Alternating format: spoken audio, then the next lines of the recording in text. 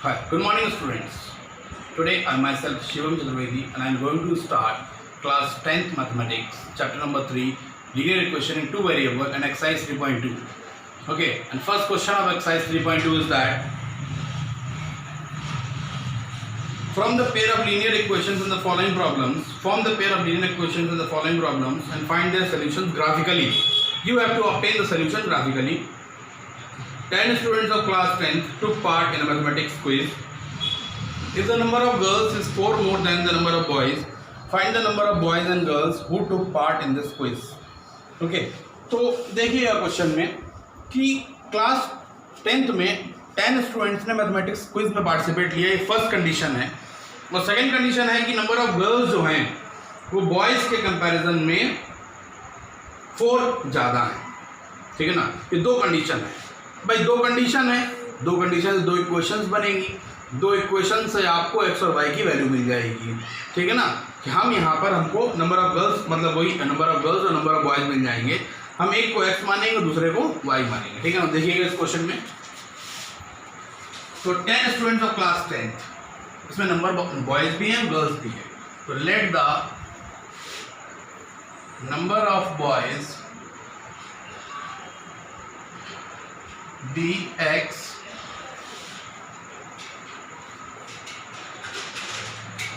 and the number of girls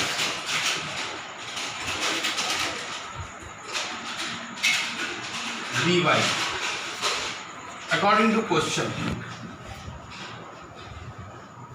ठीक, 10 students of class 10th, 10 students है ना, मतलब उसमें बॉयज भी होंगे और गर्ल्स भी होंगे। तो कुल मिला के बॉयज प्लस गर्ल्स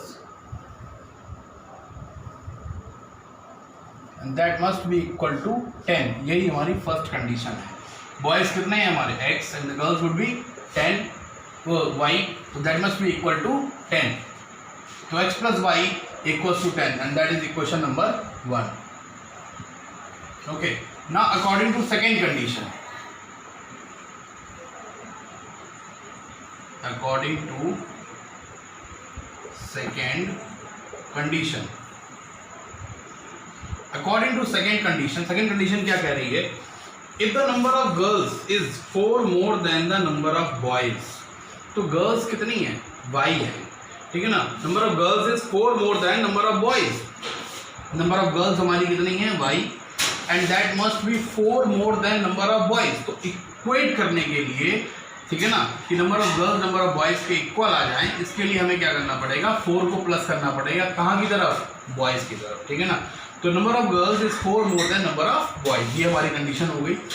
अब इसको थोड़ा रिप्रेजेंट कर लेते हैं। एक्स का टर्म अगर पहले लाते हैं तो अगर ये वाई वाला टर्म हम इधर ले जाते हैं और 4 वाला टर्म इधर लाते हैं, ठीक है, तो ये हो जाएगा वाई इधर, आप 4 इधर लेके आइए, कितना हो जाएगा? -4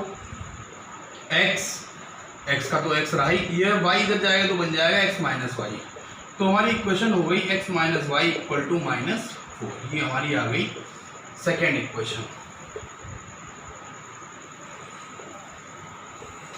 ठीक, x plus Y equal to 10 और x minus Y equal to -4, ये हमारी दो इक्वेशंस मिल गई। अब इन दोनों इक्वेशंस को हमें ग्राफ पर प्लॉट करना है।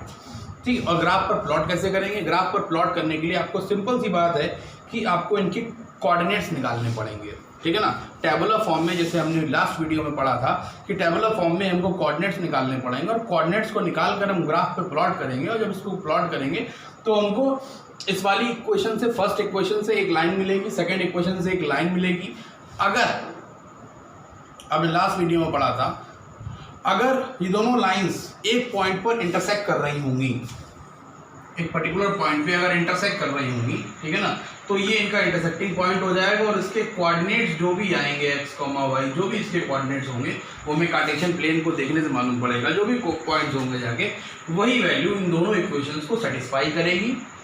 क्लियर, और वही इसका जो है वो ग्राफिकली हमको सोल्यूशन ऑब्टेन हो जाएगा। तो देखिए आगे कैसे करते हैं। ठीक है ना, तो फ्रॉम इक्वेशन 1,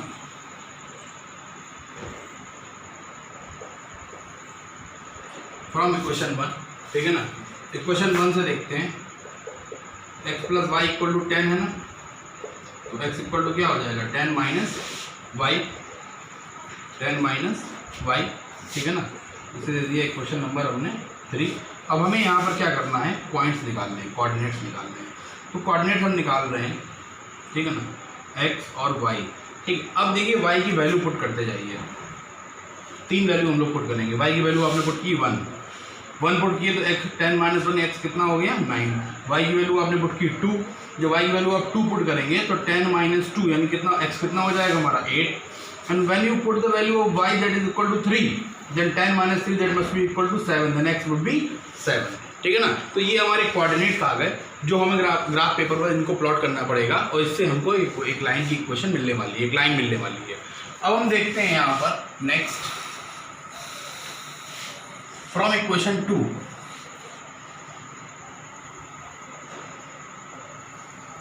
इक्वेशन 2 हमने देखा, इक्वेशन 2 हमारी है x - y = -4, तो x इक्वल टू हो जाएगा -4 + y। ठीक है ना, इसे हमने इक्वेशन नेम दिया इक्वेशन नंबर 4, -4 + y। ठीक है ना, अब आप देखिए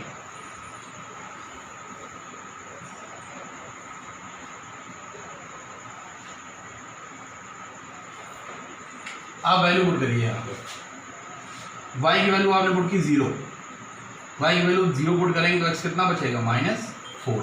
ठीक है, अब y की वैल्यू मान लीजिए आपने पुट कर दी 4, y की वैल्यू 4 करिए, -4 + 4 x की वैल्यू क्या आ गई 0। ठीक है, अब अगर y की वैल्यू आपने मान लीजिए 5 पुट की तो -4 + 5 आंसर कितना आएगा 1। ये हमारे इस इक्वेशन के यानी सेकेंड इक्वेशन के कोऑर्डिनेट्स आ गए। ठीक है, इन दोनों कोऑर्डिनेट्स को हमें अलग अलग प्लॉट करना है, मतलब एक ही ग्राफ पे प्लॉट करना है। इससे एक लाइन मिलने वाली है और उससे एक लाइन मिलने वाली है। फिर डिपेंड ये करता है कि वो दोनों लाइंस हो सकता है इंटरसेक्ट करें, हो सकता है दोनों लाइंस कॉइंसाइड हो जाएं और हो सकता है दोनों लाइंस पैरेलल हो जाएं। ठीक है ना, अगर इंटरसेक्टिंग लाइंस होंगी तभी हमको रिक्वायर्ड सोल्यूशन मिलेगा। ठीक है ना, यूनिक सोल्यूशन मिलेगा। ठीक है, जैसे मैंने लास्ट वीडियो में बताया भी था कि the lines are intersecting then the solution will be unique। Okay, and when the lines are coincide, जब लाइन एक दूसरे के ऊपर कॉन्साइड करेगी, मतलब एक लाइन जो है वो दूसरे लाइन के ऊपर कॉन्साइड करेगी, तो फिर कितने इसके कोऑर्डिनेट्स आएंगे, इसके कोऑर्डिनेट्स आ जाएंगे इनफाइनाइट, क्योंकि बहुत सारे पॉइंट ऐसे होंगे जो दोनों लाइंस में कॉमन होंगे। लेकिन अगर लाइन जब इंटरसेक्टिंग होगी तो इसमें केवल एक ही कॉमन पॉइंट होगा जाके। ठीक है ना, तो इसमें सोल्यूशन कितने निकलेंगे, इनफाइनाइट मैनी सोल्यूशंस निकल के आएंगे जब लाइंस कॉन्साइड करेंगी, कॉन्सिडेंट लाइंस होंगी। अगर लाइंस इंटरसेक्टिंग हैं तो इसका एक यूनिक सोल्यूशन निकल के आएगा और इसका एक सिंगल सोल्यूशन होगा। और अगर दो लाइंस पैरेलल हैं तो इनका कोई भी सोल्यूशन नहीं आएगा, नो सोल्यूशन होगा। क्योंकि जब भाई आप जब इंटरसेक्ट नहीं कर रहे हैं, दोनों लाइंस पैरेलल हैं, आप इधर कितना बढ़ाते चले जाइए, इधर कितना बढ़ाते चले जाइए, दोनों केसेस में कितना भी बढ़ा दीजिए, लेकिन किसी भी केस में इनमें ऐसा पॉइंट नहीं आने वाला है पैरेलल लाइंस में जहां पर ये दोनों लाइंस जाके मीट करेंगे। अगर दोनों लाइंस मीट नहीं करेंगे तो सिंपल सी बात है क्या होगा, जाके इसका कोई रिक्वायर्ड सोल्यूशन निकल कर नहीं आएगा। क्लियर, तो हम इसको पहले ग्राफ पेपर पर प्लॉट करते हैं। ठीक है ना, अब बोर्ड मेरे पास इतना बड़ा ग्राफ पेपर तो नहीं है, मैं बोर्ड पे ड्रॉ करता हूँ। ठीक है ना, तो उसको देखिएगा। This is the Cartesian plane, okay, and now we have to locate the points of coordinates of equation number 1। ठीक है ना, इक्वेशन 1 से हमको जो कोऑर्डिनेट्स मिले थे, यही हमारी इक्वेशन 1 थी, इससे जो कोऑर्डिनेट्स मिले थे, ठीक है ना, उसको हमें लोकेट करना है। तो देखिए x की वैल्यू 9 और y की वैल्यू 1 है, तो x की वैल्यू 9, ये हमारी x एक्सिस है ना, यहाँ पर ये 9 है। ठीक है, और y की वैल्यू उसके रिस्पेक्ट में आ गई 1, तो ये हो गया, ये पॉइंट हो गया। ठीक है ना, इस तरीके से आप स्केल से बनाएंगे तो स्ट्रेट लाइन आएगी, ये पॉइंट हो गया। इस पॉइंट को हमने नेम दिया 9,1। ठीक है, दूसरा है हमारा 8,2, यानी x की वैल्यू 8 है और y की वैल्यू 2 है, तो ये पॉइंट हमारा हो गया।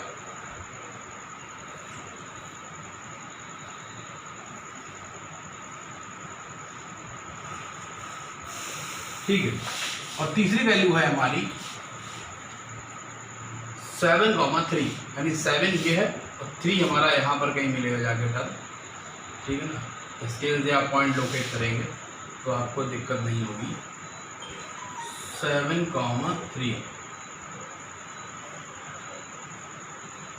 ठीक है, तो अब आपको करना क्या, आप इन तीनों पॉइंट्स को ज्वाइन करती हुई एक लाइन ड्रॉ कर दीजिए जो इधर कहीं भी जाके आगे एंडलेस होगी और इधर भी आगे जाके एंडलेस होगी। ठीक है ना, स्केल की हेल्प से आप ये लाइन ड्रॉ करेंगे। क्लियर, ठीक, नेक्स्ट ये हमारी जो इक्वेशन आई है लाइन की, किस इक्वेशन, जो लाइन है इसकी इक्वेशन क्या हो जाएगी, x + y = 10, ठीक है ना। अब हमको नेक्स्ट जो सेकेंड इक्वेशन से जो कोऑर्डिनेट्स मिले हैं वो प्लॉट करने हैं, तो ये हो जाएगा -4 और 0, ठीक है ना। x की वैल्यू -4 है और y की वैल्यू 0, मतलब ये पॉइंट हो गया -4, 0। आगे x की वैल्यू 0, y की वैल्यू 4 है, मतलब ये पॉइंट हो गया, ठीक है ना। x की वैल्यू 0 और y की वैल्यू 4 है। नेक्स्ट x की वैल्यू 1 है, y की वैल्यू 5 है, इस पॉइंट को यहाँ लिख लेते हैं। x की वैल्यू 1 है, y की वैल्यू 5 है, मतलब ये पॉइंट हो गया जाके भाई हमारा, ठीक है ना, ये पॉइंट हो गया। स्केल से ड्रॉ करिएगा, सही आएगा 1,5। ठीक, आप देखिएगा, आप ध्यान से पहले इन दोनों पॉइंट्स को मिलाया, फिर आपने जो है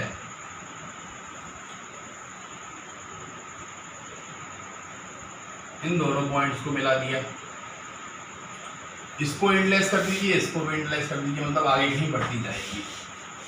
समझ में आ गई बात, ठीक है ना। तो आप देखेंगे यहाँ पर, ठीक है ना, इस पॉइंट पर दोनों लाइंस क्या कर रही हैं, इंटरसेक्ट कर रही हैं, ठीक है ना, इंटरसेक्ट कर रही हैं इस पॉइंट पे, ठीक है, ठीक है ना। इस लाइन की, इस पॉइंट पे इंटरसेक्ट कर रही है। इस लाइन की इक्वेशन क्या हो गई, इस लाइन की इक्वेशन हमारी हो गई x - y = -4, ठीक है ना। और जब आप कार्टेशियन प्लेन पर एग्जैक्टली देखेंगे, कार्टेशियन प्लेन पे एग्जैक्टली देखेंगे स्केल की मदद से, तो आपको जो ये पॉइंट मिलेगा वो मिलेगा 3,7। क्या मिलेगा, 3,7 मिलेगा आपको ये पॉइंट जाके। तो यहाँ से हमको क्लियर हो गया कि x की वैल्यू हमारी क्या आई, 3, और y की वैल्यू क्या आई, 7। इसका मतलब नंबर ऑफ बॉयज जो हमने x सेलेक्ट किए थे वो कितने होने चाहिए, 3, और नंबर ऑफ गर्ल्स कितनी है, 7, ठीक है ना। तो हमें ग्राफिकल रिप्रेजेंटेशन से सोल्यूशन मिला हमारा। हमें नंबर ऑफ बॉयज और गर्ल्स नहीं बताते, लेकिन जब हमने इन इक्वेशंस के कोऑर्डिनेट्स को ग्राफ पेपर पे प्लॉट किया तो हमको जो पॉइंट्स मिले, उन पॉइंट्स की हेल्प से हमें नंबर ऑफ गर्ल्स और नंबर ऑफ बॉयज पता लगे, और यही हमारा ग्राफिकल सोल्यूशन होता है। इसी को कहते हैं ग्राफिकल सोल्यूशन। क्लियर है यहाँ तक? तो I think first question clear हो गया होगा। वैसे मैं अभी अगर एक लाइन यहाँ ड्रॉ करता हूँ और एक लाइन यहाँ ड्रॉ करता हूँ तो ये हमारा 7,4 पे जा रहा है, जबकि ये मेरा क्योंकि स्केल की मदद हेल्प से नहीं ड्रॉ हुआ है, इसलिए पॉइंट डिसलोकेट हो रहा है। एग्जैक्टली ये 7,3 पे मीट करेगा। 7,3, x की वैल्यू 3 आएगी और y की वैल्यू 7 आएगी, ठीक है ना।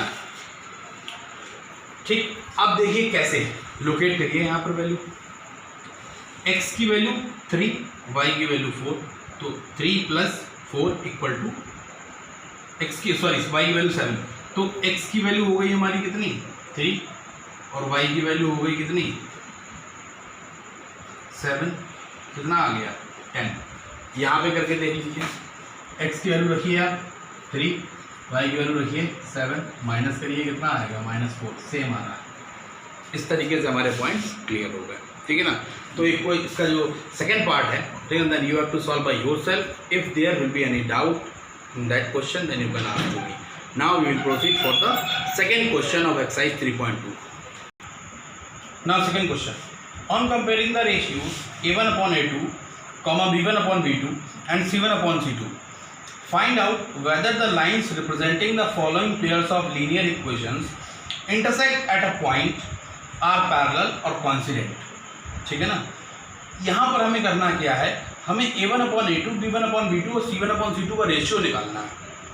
देन आफ्टर उस रेशियो को हमें कंपेयर करना है, ठीक है ना, जो हमने प्रीवियस वीडियो में पढ़ा था, ठीक, कि 3 कंडीशंस हैं, उन तीनों कंडीशंस को चेकआउट करना है और उसी के बेस पर क्लियर करना है कि whether the given equations are intersecting, okay, whether they are parallel और वेदर दे आर कोइंसिडेंट। तो उससे पहले हम 1 मिनट में रिकैप करते हैं जो आपने लास्ट वीडियो में पढ़ा था, ठीक है ना, वो देखिएगा। Suppose that there are 2 equations, ठीक है ना, a1x + b1y + c1 = 0। जो आप लीनियर इक्वेशन 2 वेरिएबल लिखेंगे तो जब आप रेशियो कंपेयर करेंगे तो इसी फॉर्म में आप रखेंगे, यानी लास्ट में इक्वल टू क्या आना चाहिए, 0 आना चाहिए, ठीक है ना। और दूसरी इक्वेशन हमारी हो जाएगी a2x + b2y + c2 = 0, तो यहाँ देखिए वेरिएबल्स हमारे क्या क्या हो गए, A1 A2 B1 B2 और C1 C2, और लास्ट में क्या आना चाहिए, इक्वल टू 0 होना चाहिए हमेशा। ऐसा नहीं करेंगे कि लास्ट में कोई टर्म छोड़ देंगे, इक्वल टू अगर कोई टर्म है आपके RHS साइड में तो आप उसको LHS साइड में लेके आइए। क्लियर।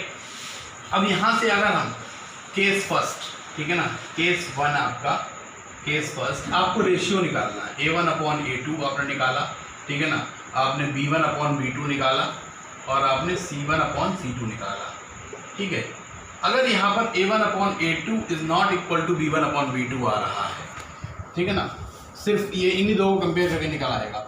अगर ये आपका आ रहा है A1/A2 is not equal to B1/B2, then lines are intersecting.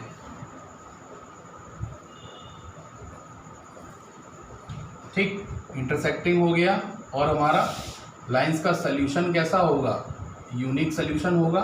And then after आपका यूनिक सॉल्यूशन के अलावा हमारे लाइंस कैसी हैं, कंसिस्टेंट लाइंस हैं, कंसिस्टेंट लाइंस हैं, ठीक है। Second case, case two, case two में क्या है कि A1/A2 is equal to B1/B2 is equal to C1/C2 अगर हो जाए, मतलब इन तीनों का जो रेशियो है वो इक्वल हो जाए, तो यहाँ से क्या कंडीशन बनेगी, यहाँ से कंडीशन बनेगी द लाइन्स आर पैरेलल। दूसरा, इनफाइनाइट या इनफाइनाइटली मैनी सॉल्यूशंस,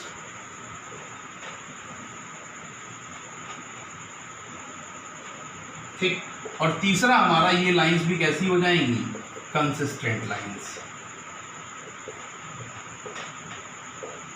और case number 3,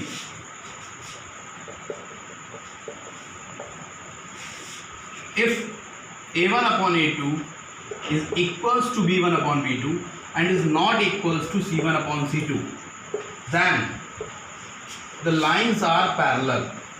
It means the ratio of A1/A2 is must be equal to B1/B2 but not equals to C1/C2. Then the lines are, oh so sorry, I have written here the lines are parallel. It is incorrect. Okay. In this case, when A1/A2 is equals to B1/B2 is equals to C1/C2, then the lines are coincident.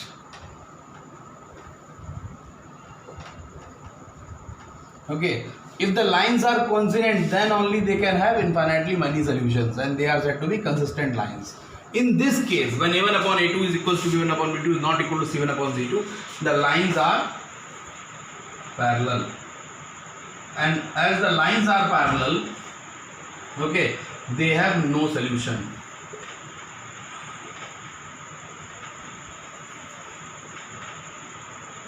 And inconsistent lines, as they are having no solution, then the lines are said to be inconsistent. Okay, these are the three cases which you have to learn to find out whether the lines are intersecting, coincident or parallel, and to also find out whether the lines are consistent or inconsistent. Inconsistent is in only the case of parallel lines, when the lines are parallel. Is it clear to you all? ठीक है ना। तो parallel तभी होंगी जब वो क्या होगा, जब वो लाइंस कैसी होंगी, इनकंसिस्टेंट होंगी, तभी वो पैरेलल लाइंस होंगी। अदरवाइज कंसिस्टेंट लाइंस वो कहलाती है जिसमें सोल्यूशन आ जाएगा। तो इस केस में भी सोल्यूशन आएगा, भले यूनिक सोल्यूशन है, एक सिंगल सोल्यूशन है, इसमें इनफाइनाइटली मैनी सोल्यूशंस आने वाले हैं, ठीक है ना, तो भी ये कंसिस्टेंट है। और ये पैरेलल है तो कभी कोई सोल्यूशन नहीं आएगा, इसलिए इनकंसिस्टेंट लाइंस हो जाएगा। अब हम देखते हैं हमारा क्वेश्चन नंबर 1, ठीक है ना। तो 1 में हम देखते हैं कहाँ से बोलना शुरू करें। Now first part is 5x minus 4y plus 8 equal to 0, and that is equation number 1. And second equation is 7x plus 6y minus 9 equal to 0. So here in the first equation, this is A1, B1 and C1. A1 is 5, B1 is minus 4, C1 is 8. Where in the equation number second, A2 is 7, B2 is 6 and C2 is minus 9. ठीक है ना, ये हमने general equation से compare करके find out किया है। तो हम यहाँ लिख भी लेंगे A1 5, B1 4, that is minus 4, minus का है ना यहाँ पे, C1 इक्वल्स टू 8, A2 हो जाएगा हमारा 7, B2 equals to 6 and C2 equals to minus 9. Now you have to find out the value of A1/A2. So a1 upon a2 that must be equal to 5 upon 7. Now you have to find the value of b1 upon b2. That must be equal to, what is b1? Minus 4 upon 6. So when you cancel out it, that is 2 and that is 3. So that must be equal to 2 by 3. Now you have to find out the value of c1 upon c2. So that must be equal to 8 upon minus 9. And it would not be cancelled out. So when you compare both the ratios, we got that a1 upon a2 is not equals to b1 upon b2. It means the lines are intersecting and they have a unique solution.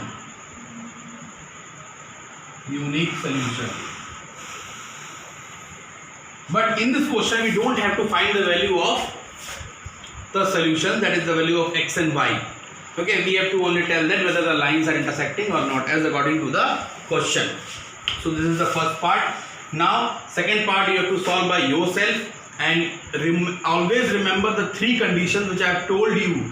Okay, this question is totally based on the three conditions. Second part is for you. Now I am going to tell you the third part. Okay, now third part of question number 2. So that is 6x minus 3y plus 10 equal to 0. That would be equation number 1. And 2x minus y plus 9 equal to 0. That would be equation number 2. Now you have to find out the value of a1. So this is a1 equal to 6, b1 that is equal to minus 3, c1 that is equals to 10, a2 that is equals to 2, and b2 that is equals to minus 1, and c2 that is equals to 9. So you have to write a1 equal to 6, b1 equal to minus 3, and c1 equals to 10. Now a2 equals to 2, b2 equals to minus 1. यहाँ minus 1 क्यों है? Because here no digit is written with y, only the minus sign is there and we will consider that 1 is present there. ठीक है ना, केवल यहाँ पर क्या ट्रीट करेंगे, उसको 1 होगा जाके. तो b2 must be equal to minus 1 and c2 equals to 9. Now you have to find out the ratio of a1 upon a2. So that is equals to 6 upon 2, and when you cancel out it, then it would give us 3 upon 1. Now b1 upon b2. Okay, so b1 upon b2 is equals to minus 3 upon minus 1. Very good. So that is 3 upon 1. Now you have to find out the value of c1 upon c2. So that is equals to 10 upon 9. Now from all the three ratios, you have concluded that a1 upon a2 is equals to b1 upon b2, but not equals to c1 upon c2. This condition is for the parallel lines. Okay, so from this condition you conclude that the lines are, you can write it here also, that from this condition we can conclude that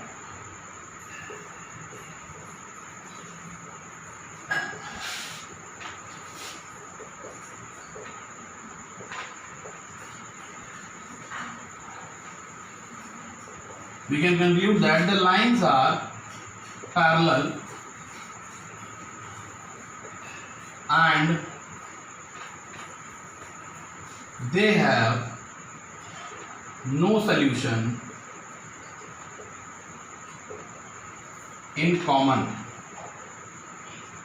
Okay, simple सी बात है, lines parallel होंगी, intersect नहीं करेंगे किसी point पर, ठीक है ना, तो उनमें कोई भी कॉमन इंटरसेक्टिंग पॉइंट नहीं मिलेगा और उसमें कोई सोल्यूशन नहीं होगा. Now we will proceed for the question number 3. Okay, so the question number 3 is that on comparing the ratios a1 upon a2, b1 upon b2 and c1 upon c2, find out whether the following pair of linear equations are consistent or inconsistent. It is similar with the question number 2, same as the question number 2. Only the condition is that in the question number 2 you have to tell only whether the lines are intersecting, parallel or coincident. In the question number 3 you also have to tell that whether they are consistent or inconsistent. If the lines are intersecting and coincident, then they will only be said to be consistent lines, and if they are parallel, then they are said to be inconsistent lines. Okay, So first of all you have to solve the same question of question number 3 with this pattern, and only this last statement which is written over here is to be changed. So now I am going to start with the first part of question number 3. Now look at the board. Now first part of question number 3, so that is 3x plus 2y minus 5 equal to 0. But in your book it is written there that 5 is written over the RHS side, but we have just shifted 5 to the LHS side, and when we move 5 to the LHS side then it becomes of minus sign. Okay, and we have to do same with the equation number 2, because according to the formula we have to make RHS side that must be equal to 0. Okay, so now this equation will be treated as equation number 1, and the second, and this equation will be treated as equation number 2. Always remember that RHS side should be 0. Now this is the value of A1, so A1 equals to 3. Now B1, so B1 equals to 2, and C1, the value for the C1 is minus 5. Now you have to find what is the value of A2. The A2 would be 2, the value for the B2 is minus 3, and the value of C2 is minus 7. Now you have to find out the ratio of A1 upon A2. So A1 upon A2, that is must be equals to 3 by 2. B1 upon B2 is equals to 2y minus 3, and the C1 upon C2, that must be equals to minus 5 upon minus 7, and minus minus will be cancelled out, so that must be equal to 5 upon 7. Now as you have seen that A1 upon A2 is 3 by 2 and B1 upon B2 is 2 by minus 3, so they can never be in equal state. Okay, so you have to written here A1 upon A2. Now to compare na, so A1 upon A2 is not equals to B1 upon B2, and according to the condition or by the rule we can say that if A1 upon A2 is not equal to B1 upon B2, it means the lines are intersecting. Okay, they have an unique common solution, and the lines are said to be consistent lines. So according to the condition,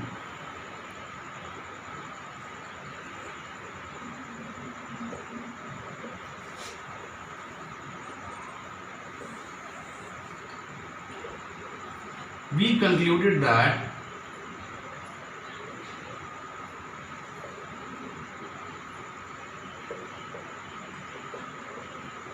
the lines are intersecting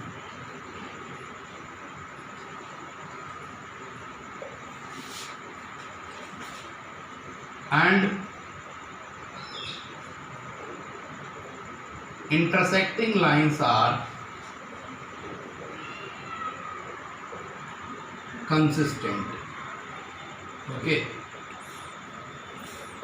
question में हमसे ये नहीं पूछा गया कि ये बताना है कि लाइंस इंटरसेक्टिंग हैं या नहीं है, वहां से भी यही पूछा गया है कि बताइए लाइंस कंसिस्टेंट हैं या नहीं है, लेकिन हमें यहाँ बताना पड़ेगा इस कंडीशन के हिसाब से पहले कि ये आखिर किस इक्वेशन को सेटिस्फाई कर रहा है। तो ये सेटिस्फाई कर रहा है फर्स्ट को, लाइंस कैसी इंटरसेक्टिंग, और लाइंस अगर इंटरसेक्टिंग होंगी तो वो हमारी लाइंस कंसिस्टेंट लाइंस कहलाएंगी। ठीक है ना। Now look at the part 3 of third question.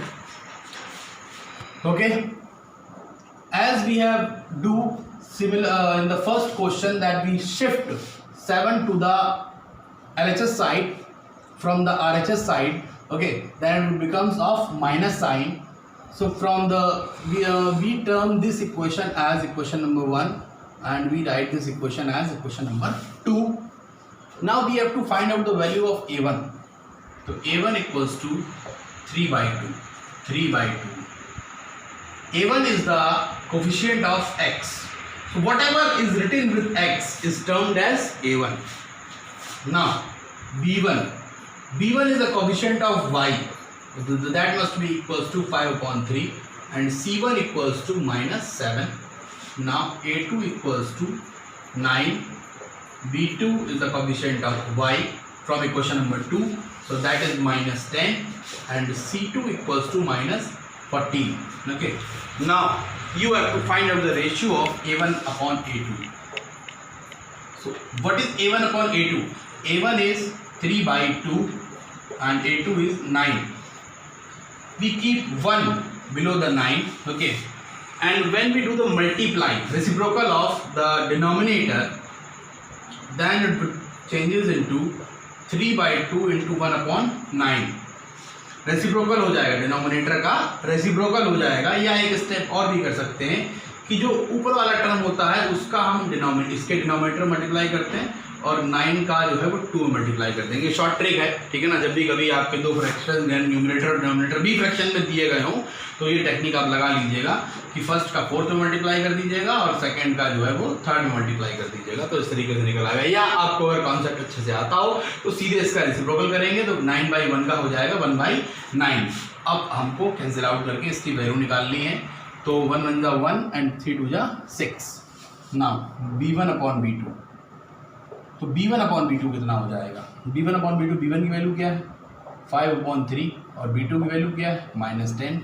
इसके अपॉन में 1 कंसीडर करेंगे, ठीक है ना। तो 5/3 इंटू 1 upon -10, तो 5 1 जा 5, 5 2 जा 10, so that must be equals to 1 upon -6, ठीक है ना। 3 इंटू 2 माइनस साइन यहाँ पर तो -6, लेकिन हमको क्लियर है कि जब भी कभी डिनोमिनेटर में माइनस आता है तो साइन जो है माइनस का कहाँ चला जाता है? न्यूमरेटर में, ठीक है ना। तो हम इसको लिखेंगे -1/6। Now we have to find out the value of c1 upon c2, so that is equals to -7 upon -14, minus would be considered out of the minus. Now 7 is 7, 7 to the 14, that must be equal to 1/2. Now you have to compare the ratio of a1 upon a2 and b1 upon b2. a1 upon a2 is equals to 1/6 and b1 upon b2 is equals to -1/6. So from the given values we have concluded that a1 upon a2 is not equals to b1 upon b2. a1 upon a2 is not equals to b1 upon b2 because the value of a1 upon a2 is 1/6 and the value of b1 upon b2 is -1/6, so they can never be equal. So according to this condition we concluded that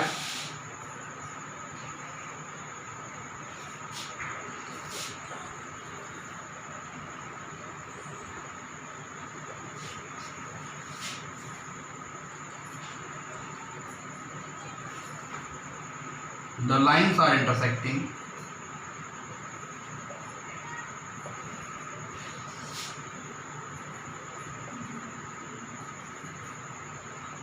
and intersecting lines are consistent lines. You can write the full statement also. Okay, तो first part भी हमारा consistent हुआ, third part भी हमारा consistent हुआ। अब देखते हैं आगे। Now fifth part, 4/3x + 2y - 8 = 0, 2x + 3y - 12 = 0. This is equation number 1 and this is equation number 2. From the equation number 1 we conclude the value of a1, b1 and c1. From equation number 2 we conclude the value of a2, b2 and c2. Now you have to find out the ratio of a1 upon a2. So that is equals to 2/3 on solving. It means 4/3 upon 2/1, 4/3 into 1/2 reciprocal हो जाएगा इसका, and the solution would be 2/3. Now b1 upon b2 is equals to 2/3 and c1 upon c2 is also equals to 2/3. Here you have seen that all the ratios are equals to 2/3, 2/3, 2/3. It means the ratio of all the three ratios, the solution of all the three ratios must be equal. It means a1 upon a2 is equals to b1 upon b2 is equals to c1 upon c2, as I have written over here. That look at it, a1 upon a2 is equals to b1 upon b2 is equal to c1 upon c2. According to this condition, as you have read all the three conditions which I have told you, and you also have to learn it. According to this condition, the lines are coincident. Okay, when all the three ratios are equal to one another, then according to this condition the lines are coincident, they have infinitely many solutions and they are consistent. If the lines are intersecting and if the lines are coincident, then only they have the consistent solution. Okay, and if the lines are parallel, then the solutions are inconsistent. मतलब हम solution निकाल नहीं सकते हैं, consistent मतलब solution निकाल सकते हैं, इनकंसिस्टेंट मतलब सोल्यूशन नहीं निकाल सकते। जब पैरेलल होंगे तो सोल्यूशन निकल के नहीं आएगा। Now you have to solve the part of third question, that is question number part number second and I think fourth. You have to solve by yourself. If there is any problem, any doubt, okay, then you can ask me, comment me, okay, and raise your query on the WhatsApp group. I will provide you the solution, okay. And if you like this video, then please share it, like it, and subscribe my channel for the further updates. Thank you.